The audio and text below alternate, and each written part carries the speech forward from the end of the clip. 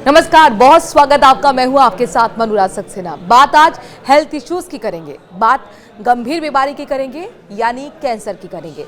Cancer कई तरह का होता है और उसमें गैस्ट्रिक कैंसर, जिसे पेट का कैंसर भी कहते हैं, आज बात वीडियो में इसी की करने वाले हैं। दरअसल ये एक तरह का कैंसर है जो पेट की अंदरूनी परत की कोशिकाओं से शुरू होता है और कैंसर की कोशिकाओं के अनियंत्रित रूप से बढ़ने के कारण होता है।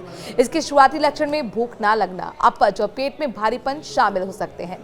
तो गैस्ट्रिक कैंसर है क्या, पब्लिक हेल्थ के लिए चिंता का विषय क्यों है, तमाम मुद्दों पर बात करने के लिए हमारे साथ जाने माने ऑन्कोलॉजिस्ट डॉक्टर मनोज उमेश चंद महाजन हैं, जो उदयपुर में लंबे समय से प्रैक्टिस कर रहे हैं। वो कैंसर के निदान और उपचार के क्षेत्र में लगभग 2 दशकों का अनुभव रखते हैं। Doctor Manoj, welcome to the show.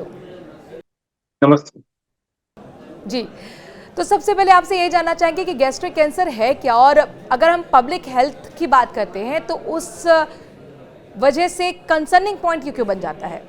Gastric cancer एक काफी आम बीमारी है। अगर हम कैंसर के जो प्रमुख कैंसर है भारत में होने वाले, उनमें से फर्स्ट 5 कैंसर्स में गैस्ट्रिक कैंसर लिया जाता है। और ये गंभीर इसलिए है कि इनका निदान काफी बार लेट होता है और उस वजह से ट्रीटमेंट सही और सटीक तरीके से नहीं हो पाती है और उसकी वजह से रिजल्ट इतने अच्छे नहीं आ पाते। तो हम अगर सिंप्लीफाइड टर्म्स में कहेंगे तो mortality rate is very high, so that is why it is very serious issue. और इसमें हम कुछ चेंजेस कर सकते हैं क्या? बिल्कुल चेंजेस कर सकते हैं। अगर हम इस बीमारी को अर्ली स्टेज में पकड़ते हैं तो रिजल्ट्स ड्रामेटिकली इंप्रूव हो जाते हैं। तो that is why it is important to pick this cancer early, so that is why it is essential to discuss all these things. जी, आपने बताया कि अगर आप अर्ली स्टेज पे पकड़ लेंगे तो ट्रीटमेंट संभव है, तो फिर इसके लिए सिम्टम्स भी ज़रूरी हैं डॉक्टर, कि समझ में आए कि आखिरकार वो अर्ली साइंस क्या हैं गैस्ट्रिक कैंसर के। और ऐसा क्यों कहा जाता है कि शुरुआत में अक्सर उसे नज़रअंदाज कर दिया जाता है और इसीलिए फिर ये गंभीर बन जाता है? यस, इसमें सबसे बड़ी दिक्कत की बात है ये है कि जो गैस्ट्रिक सिम्टम्स होते हैं, ये काफ़ी बार नॉन कैंसरस बीमारियों की सिम्टम्स की तरह ही आते हैं। लक्षण काफ़ी बार सिमिलर होते हैं, तो काफ़ी बार नज़रअंदाज हो जाता है या डॉक्टरों को तक पहुँचने तक ही काफ़ी लेट हो जाता है। तो आम तौर पर अगर कॉमन सिम्पटम्स की बात करें हम, तो जैसे एसिडिटी होना, ये बहुत कॉमन है। लेकिन एसिडिटी लंबे समय तक रहना और उसकी वजह से आपका इंडाइजेशन हो रहा है, वेट लॉस हो रहा है, उल्टियाँ हो रही है या फिर पाचन प्रक्रिया में बार-बार प्रॉब्लम आ रहा है। Beyond 3 months, I am not saying कि 5 दिन, 6 दिन, बियॉन्ड 3 मंथ्स। अगर ये सारी चीज़ें पर्सिस्टेंट रहती है या जो हाई रिस्क किनको बोलते हैं हम, जिनको ऑलरेडी रिफ्लक्स गैस्ट्राइटिस है या फिर जिनमें स्पाइसेस काफ़ी कॉमनली खाया जाता है जिस रीजन में, या फिर जो स्मोकिंग और अल्कोहल ये दोनों चीज़ें करते हैं, इंडिविजुअली भी करते हैं। स्मोकिंग और अल्कोहल से भी इनकी रिस्क बढ़ती है। तो इन तरह के मरीज़ों में जिनमें रिस्क ज़्यादा है, उनमें अगर इस तरह के लक्षण आते हैं, तो कैंसर के बारे में, स्पेशली गैस्ट्रिक कैंसर के बारे में जाँचें करना ज़रूरी है और जाँचें करके एक्यूरेट निदान करना भी ज़रूरी है।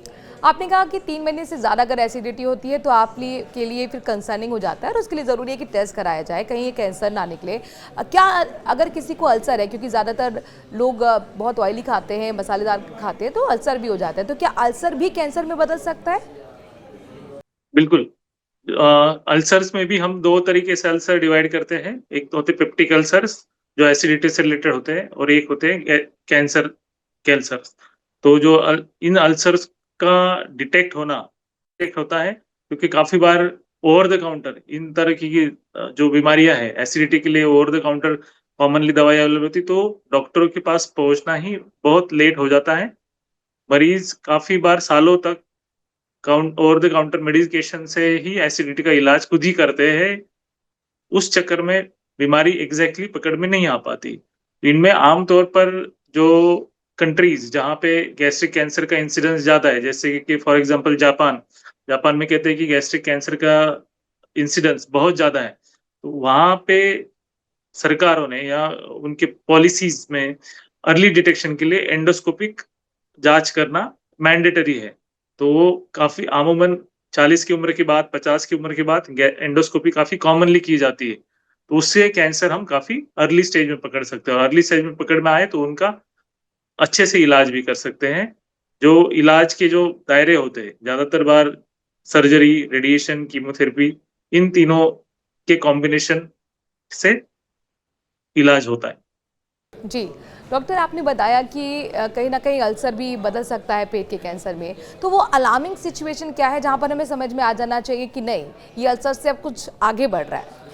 अलार्मिंग सिम्पटम्स मैंने जैसे कहा कि आपका सिम्पटम्स रिज़ॉल्व नहीं हो रहे, वेट लॉस हो रहा है और already you have other risk factor जैसे कि लंबे समय से हिस्ट्री रही है, स्मोकिंग है, अल्कोहल है, ओबेसिटी कुछ हद तक है। तो ये सारी चीज़ें कंबाइन होके रिस्क मल्टीप्लाई होता है।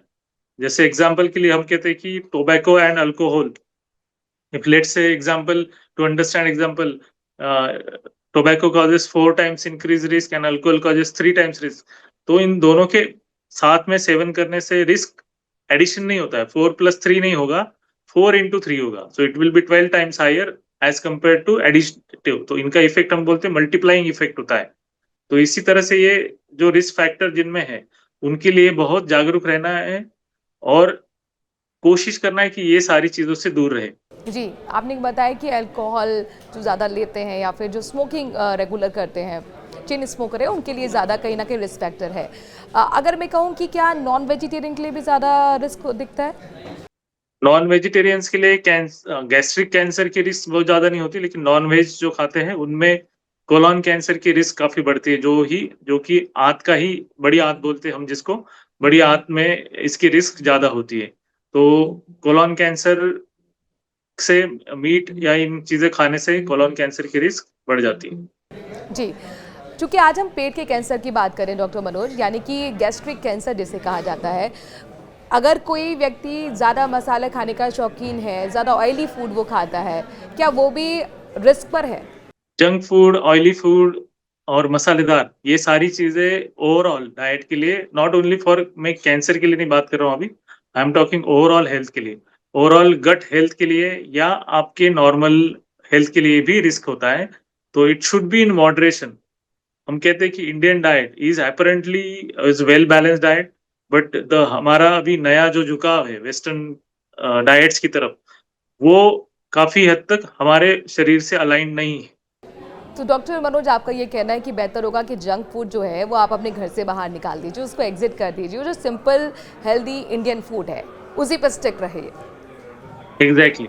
जी, अच्छा, चूंकि आज हम पेट के कैंसर की बात कर रहे हैं, तो ये पेट का कैंसर क्या जेनेटिक है? आपका सवाल था पेट का कैंसर जेनेटिक हो सकता है कि नहीं हो सकता है? तो हम कहते हैं कि हो सकता है, जी डॉक्टर। यूजुअली 5% पेशेंट्स में जेनेटिक होने के चांसेस रहते हैं। जेनेटिक किनमें हो सकता है? जिनमें फैमिली हिस्ट्री बहुत स्ट्रॉन्ग है। किसमें फैमिली हिस्ट्री हम बोलते हैं कि स्ट्रॉन्ग है? जिनमें first degree relatives, usually mother, father, parents के अलावा sister, brothers and daughter and sons, ये आपकी फर्स्ट डिग्री रिलेटिव्स कंस्टिट्यूट करते हैं। तो इनमें अगर 2 या 2 से ज़्यादा कोई भी कैंसर है, तो पेट का कैंसर होने के चांसेस बढ़ जाते हैं। तो इसमें सिर्फ पेट का कैंसर ही होगा क्या? ज़रूरी नहीं है। इस स्पेक्ट्रम में स्टमक कैंसर के अलावा ब्रेस्ट कैंसर भी हो सकता है, ओवेरियन कैंसर भी हो सकता है, कोलोन कैंसर भी हो सकता है। तो ऐसे मल्टीपल कैंसर्स अगर फैमिली में हिस्ट्री है, तो ये एक स्पेक्ट्रम का एक पार्ट है एंड गैस्ट्रिक कैंसर होने की रिस्क बढ़ जाती है। Hmm. But that is very low risk, 5% patient जो होते हैं इंडिया में, वही जेनेटिक कैरी करते हैं। इसको हम कैसे डिटेक्ट कर सकते हैं? तो इसको कुछ टेस्ट आते हैं, सिंपल टेस्ट आते हैं, तो उनके थ्रू हम टेस्ट डिटेक्ट कर सकते हैं कि ये जेनेटिक है या नहीं। जी, and who is at high risk for developing gastric cancer, यानी कि गैस्ट्रिक कैंसर विकसित होने का सबसे ज्यादा जोखिम किसे है? जेनेटिक कॉजेस में या ओवरऑल नॉर्मल पेशेंट्स में? मैं नॉर्मल पेशेंट्स की बात कर रही हूँ। नॉर्मल पेशेंट्स में हमने जैसे कुछ रिस्क फैक्टर चर्चा किए थे, उसमें से सबसे इम्पोर्टेंट रिस्क फैक्टर हम कहते हैं कि smoking is the biggest risk factor.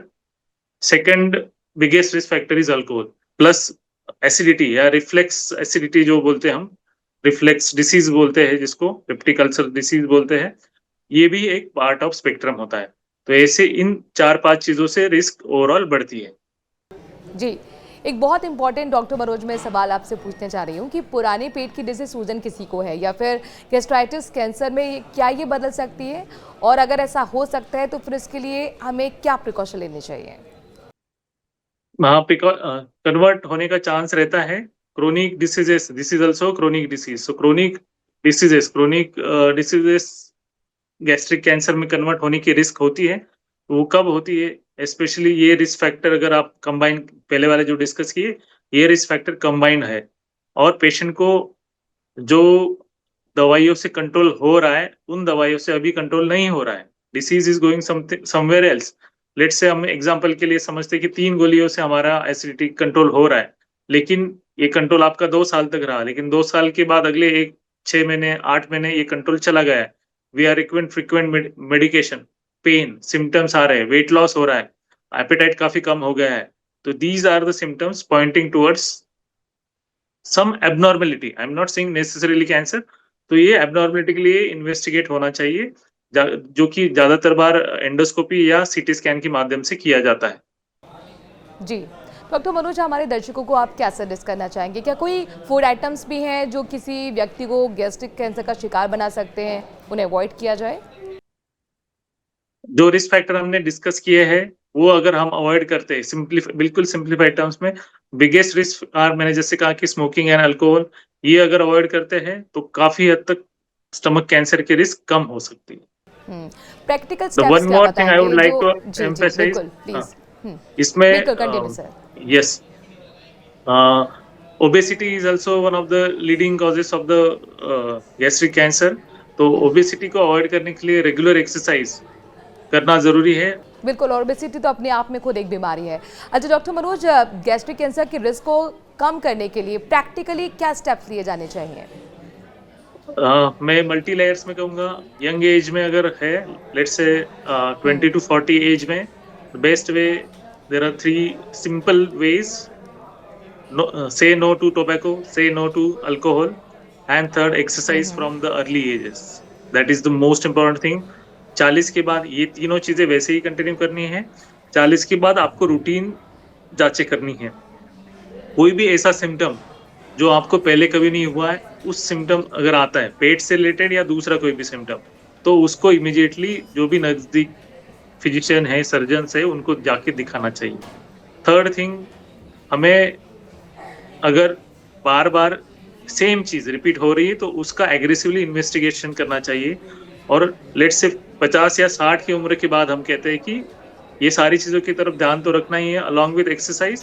एक स्क्रीनिंग होता है। स्क्रीनिंग इसका मतलब होता है कि आपको कोई तकलीफ नहीं है, आपको कोई लक्षण नहीं है, तब भी आप उस बीमारी के लिए जांच करना है, इसको स्क्रीनिंग कहा जाता है।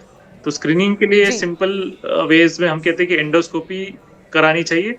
जिनमें हाई रिस्क फीचर्स है, उनमें ये एंडोस्कोपी 60s के बाद, 50s के बाद रूटीन 3 to 5 इयर्स में करानी चाहिए। तो ईयर वाइज, ये आपने बहुत इंपॉर्टेंट इन्फॉर्मेशन दी है कि ईयर वाइज आप ये कराएं। यस, ईयर वाइज आप अलग अलग प्रिकॉशंस ले सकते हैं, और as the age advances we can increase the awareness and investigations. कोई खास एज ग्रुप है जो कि इस दायरे में आती है जिसके लिए आप कहेंगे कि बिल्कुल जांच होनी ही चाहिए, या उनको हाई रिस्क रहता है पेट के कैंसर का? आफ्टर 50 एज ग्रुप के बाद। जी डॉक्टर मनोज, पेट के कैंसर के लिए समय पर जांच और तुरंत चिकित्सीय ध्यान क्यों महत्वपूर्ण बनता है? मैक्सिमम प्रमाण जो है 50 की, early detection is the key for the survival, long term survival. Early detection ये तभी हो सकता है जब हम लक्षण आने से पहले बीमारी को जाने। लक्षण नहीं है, जांचें क्यों करानी है? जांचें कर ली, नॉर्मल आ गई तो नॉर्मल आ गई, we have wasted our money. ये माइंडसेट से हमें निकलना चाहिए। जी डॉक्टर मनोज, लेकिन मैंने अपने आसपास ऐसे बहुत सारे लोग हैं, वो कहते हैं कि अरे हम जांच ही क्यों कराएं, कहीं कुछ निकल आया तो फिर, तो ये डर से ही जांच नहीं कराने जाते हैं। But I think we should go beyond that, and that is why awareness is the tool. US में routine screening is very, US या वेस्टर्न कंट्रीज में दीज आर नॉर्म्स कि हमें स्क्रीनिंग करानी है, जांचें करानी है, रूटीन जांचें करानी है। इवन अभी इंडिया में भी काफी कॉर्पोरेट्स में एम्प्लॉयज की जो एनुअल जांचें होती है, दीज आर रूटीनली डन। तो उनमें हम कहते हैं कि रूटीनली अगर हम ब्लड की जांचें कराने से डर नहीं रहे, और अगर हमें जांचें ही इसलिए करानी है कि बीमारी को जल्दी पकड़ना है। So there are 2 points to discuss. बीमारी बहुत एडवांस होने के बाद पकड़ में आनी चाहिए या अर्ली स्टेज में पकड़ में आनी चाहिए? Obviously it's early, answer is, there is no brainer, answer is early stage में पकड़ में आने चाहिए। और अर्ली स्टेज में कोई लक्षण usually most of the cancers के नहीं आते, तो हमें अर्ली स्टेज में पकड़ना है, तो ये रूटीन जांचें करना जरूरी है। बिल्कुल, जब तक जांच नहीं होगी तब तक बीमारी कैसे पता लगेगी, और बीमारी नहीं पता लगेगी तो तब तक ट्रीटमेंट कैसे होगा। अच्छा, मुझे बताइए, मल्टी डिसिप्लिनर जो मेडिकल टीम है वो कैसे इम्प्रूव करती है, कैसे केयर करती है गैस्ट्रिक कैंसर पेशेंट्स के लिए? यस, कोई भी कैंसर के इलाज के लिए जो ऑप्टिमल ट्रीटमेंट होता है वो मल्टीडिसिप्लिनरी अप्रोच से ही होता है। मल्टीडिसिप्लिनरी अप्रोच क्या है कि आप एक ही पेशेंट को ऑलमोस्ट 6 टू 7 स्पेशलिस्ट साथ में देख रहे, एक साथ देख रहे, समझ रहे, and then they are deciding the best course of action for that patient. Let's say अभी भी हम स्टमक कैंसर्स के लिए जैसे बात कर रहे हैं, किसी को गैस्ट्रिक रिलेटेड सिम्टम्स है तो he will go to gastroenterologist. तो gastroenterologist what will he do? He will do the investigations and diagnose the cancer. Diagnose cancer होने के बाद हम as a medical oncologist, surgical oncologist will decide the stage क्या है, exact stage क्या है। Based on the stage then will discuss कि हमें कुछ मॉलिक्यूलर टेस्टिंग करने हैं कि नहीं करने। Based on this molecular testing हमारे रेडिएशन के कलीग्स है और हम सारे लोग एक साथ बैठ के उस पेशेंट के बारे में डिस्कस करेंगे कि what is the best suited treatment for this patient. जी। और क्या ये पेट का जो कैंसर है तेजी से फैलता है? क्या इसका पीरियड रहता है? इस विंडो पीरियड में अगर हम पकड़ते हैं तो बीमारी it's like very early stage में वी कैन डिटेक्ट। और इसमें कुछ वैरायंट्स होते हैं, सिग्नेट रिंग टाइप वैरायंट होते हैं। These are aggressive variants, aggressive in both the terms. Aggressive यानी तेजी से बढ़ते ऐसे भी होते हैं, या एग्रेसिव ऐसे होते हैं कि जो नॉर्मल कन्वेंशनल ट्रीटमेंट है उसके लिए भी रेजिस्टेंट होते हैं। They are not very effective for normal treatments are not effective for such variant, signet ring variants. तो नॉर्मल कन्वेंशनली हम कहते हैं कि adenocarcinoma is the normal variant, जी। तो इनका ट्रीटमेंट अच्छे से होता है। These are not very highly aggressively और रैपिडली ग्रोइंग, बट डेफिनेटली इनका अगर टाइमली इलाज नहीं किया तो they can spread in surrounding structures in the abdomen. जी, तो डॉक्टर मनोज, आपने इलाज की बात की, तो क्या गैस्ट्रिक कैंसर इलाज उसका पॉसिबल है? मेरा कहने का मतलब है पूरी तरह से क्यूरेबल है या एक हद तक उसका इलाज होता है? नहीं, बिल्कुल पॉसिबल है, क्यूर पॉसिबल है, और cure rates vary or are inversely proportional to the stage. Earlier the stage, survival rates are much higher. Later the stage, survival rates are lower. So best way of survival is to detect it in the early stages. लेकिन unfortunately हम most of the times advance stage में देखते हैं। Advance stage में भी there are newer techniques और newer advances which are coming up, like we are treating many patients with the chemotherapy along with targeted therapy along with immunotherapy. So these are the newer drugs which effectively treat the many cancers in upfront, even if it is metastatic. हाँ, but long term cure जो कहते हैं हम, उसको थोड़ा सा difficult होता है इन तरह के ट्रीटमेंट के माध्यम से भी। जी, डॉक्टर मनोज, बहुत सारे दर्शक ये जानना चाहते हैं कि आपने ये बता दें कि कौन से फूड आइटम्स आपको अवॉइड करने हैं, लेकिन कुछ ऐसे फूड आइटम्स भी हैं जो पेट के कैंसर से लड़ते हैं, यानी फाइट करते हैं। The age old high fibre diet में इंडिया में fortunately we are blessed, we have most of the vegetables which are quite high fiber content. तो वेजिटेबल्स का एंटी इन्फ्लेमेटरी डाइट्स जो होती है, कैबेज जो होती है, इन तरह की डाइट जो जिनमें एंटीऑक्सीडेंट्स होती है, साइट्रस फूड्स होते हैं, इनका सेवन करने से हमें काफी हद तक इस कैंसर से प्रोटेक्शन मिलता है। आसान भाषा में अगर डॉक्टर समझा पाए, गृहिणियां भी देख रही हो, घर के लोग भी देख रहे हो, बुजुर्ग देख रहे हो, तो समझ पाए कि भाई आज मुझे अपने टिफिन में आसान भाषा में है कि हम तो कहते हैं कि we should follow Indian diet. Indian diet is one of the best diet. So जो भी घर में उगता है, सीजनल उगता है सब्जियों में, वो सारी सब्जियां खाइए, उससे काफी हद तक पेट के कैंसर के लिए नहीं, काफी कैंसर्स के लिए और दूसरी बीमारियों के लिए भी fibre rich food, sweet potato. Yes. चलिए, बहुत बहुत शुक्रिया डॉक्टर मनोज, हमें वक्त देने के लिए और पेट के कैंसर से लोगों को जागरूक करने के लिए। धन्यवाद। तो दर्शकों, अगर आपके पास भी कोई क्वेरी है, कमेंट के जरिए अपनी राय जरूर रखिए और अपना सवाल रखिए। Thank you.